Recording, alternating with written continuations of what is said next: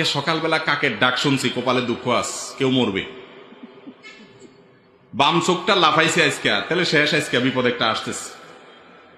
বাইরে হওয়ার সময় ঝাড়ু দেখছি, তাহলে কপালে আজকে সারাদিন ঝাড়ুর বাড়ি আস। আর কাক ডাকলে তো যে মরার সংবাদ। আবার যে দোকানে প্রথম কাস্টমার বাকি চাইছে, তাহলে তো আজকে সারাদিন এই বাকি দিতে দিতেই যাবে। প্রথম লোকটা আইসা দাঁত বাইর করে বলে ভাই ভাঙতি আছে কিনা, শেষ আজকে দিন, এই দিতে দিতেই যাবে। এ ধরনের বিশ্বাস আছে না নাই আমাদের? এগুলো হলো আমাদের দেশের পুরাতন কুসংস্কার। নতুন একটা কুসংস্কারের কথা শুনেন যুবকরা ভালো করে। সেটা কি?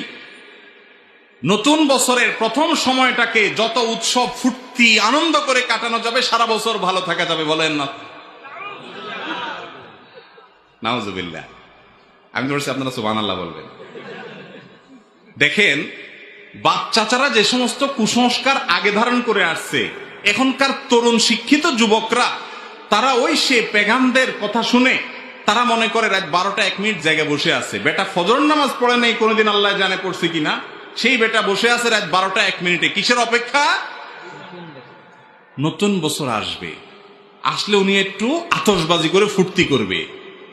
তো ফুর্তি করলে কি হবে? সারা বছর ভালো থাকবে।